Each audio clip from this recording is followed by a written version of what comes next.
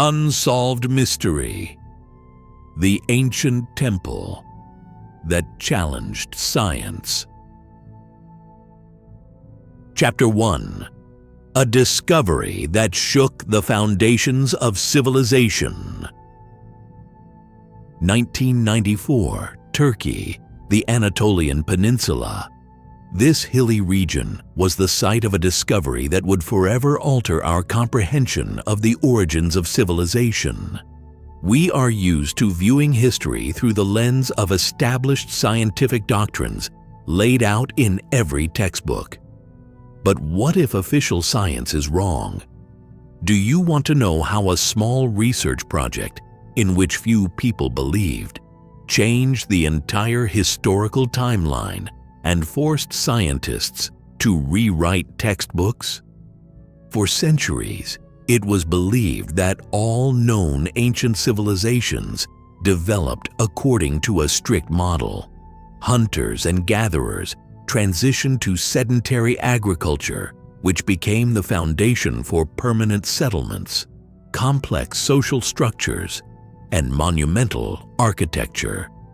This was the basis of the classical Neolithic development model. However, in 1994, in the heart of Anatolia, a discovery challenged this model. For the first time, a paradoxical question was raised. What if a religious structure preceded agriculture? German archaeologist Klaus Schmidt, a lecturer in prehistoric archaeology at the University of Erlangen, and a staff member of the German Archaeological Institute, made this discovery. Schmidt was a man for whom every stone was a letter from the past and every detail a key to understanding human history. His institute supported small research projects in Upper Mesopotamia, and he was tasked with studying the little-known hills of the region, places that previous archaeologists had paid little attention to. Schmidt arrived in Turkey to find traces of early cult structures from the pre-pottery Neolithic that could shed light on the transition of human societies from hunting and gathering to a sedentary lifestyle. His steps were deliberate. Each excavation was a small experiment in studying the deepest antiquity. American archaeologists had superficially examined Göbekli Tepe, the hill he turned his attention to, in the 1960s. The American archaeologists mistook the scattered stones on the slope for fragments of medieval tombstones. However, Schmidt's intuition informed him that beneath the soil lay something far more ancient and significant. Despite minimal funding, Schmidt organized a small team and began meticulous excavations. The work was carried out under extremely difficult conditions in a dry and hot climate, but Schmidt fanatically believed in his theory. Here was the key to understanding the deepest mysteries of human history. Chapter 2. The impossible becomes possible. Upper Mesopotamia is a region of modern Turkey where the most ancient civilizations left their traces. This stony and semi-arid landscape, now largely unsuitable for life, was once covered with forests inhabited by wild donkeys, gazelles, and aurochs, making it an ideal place for hunters and gatherers. For millennia before our era, the ancestors of the great civilizations of Sumer and Akkad lived here, who later formed the first state structures, writing, and temple complexes. Schmidt knew the history of Mesopotamia excellently and hoped to find traces of early civilizations here. And so, the first stone fragments were sent for analysis in Germany. Schmidt and his team waited impatiently for the answer. Soon, the results came in, and it was a sensation, a victory. The results of the radiocarbon analysis caused a real sensation in the scientific community. The age of Göbekli Tepe was approximately 12,000 years. This means the complex is almost 7 millennia older than Stonehenge. Moreover, it was built by hunters and gatherers long before the advent of agriculture. If this was true, the traditional scheme of human societal development was collapsing before our eyes. What was considered a doctrine was now in question.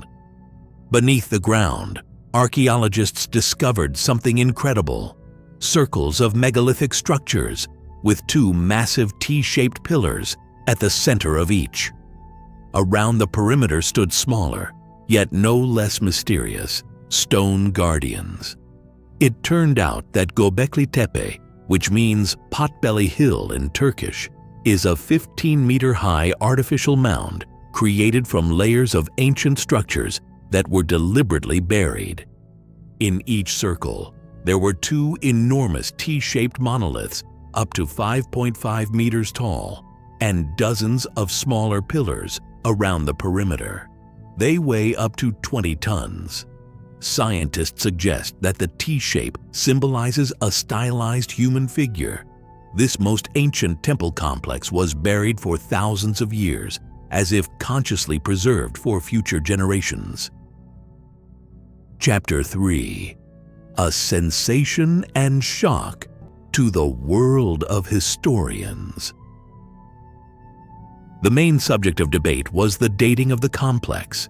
Some scientists were greatly interested, while others were skeptical and even mocked the findings. The main question they raised was how a civilization of hunters and gatherers could technically carry out such a complex project. What tools did they use to work the stone? And most importantly, how did they manage to move and install massive monoliths weighing up to 20 tons without the wheel, metal, or domesticated animals?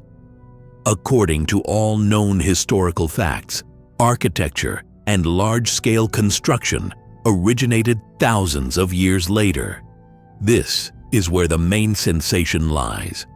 Approximately 12,000 years ago, corresponding to 10,000 BCE, the late Paleolithic was ending and the Mesolithic, Middle Stone Age, was beginning.